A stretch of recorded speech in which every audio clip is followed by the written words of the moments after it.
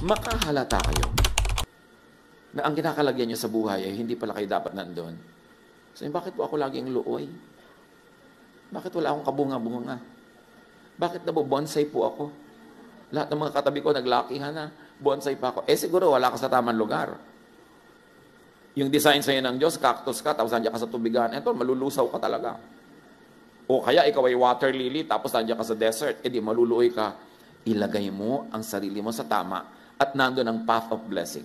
God does not decide to bless you or not to bless you. You position yourself correctly. So titingnan nyo mga kapatid, ano ba ang natural talent na ibinigay sa akin ng Diyos?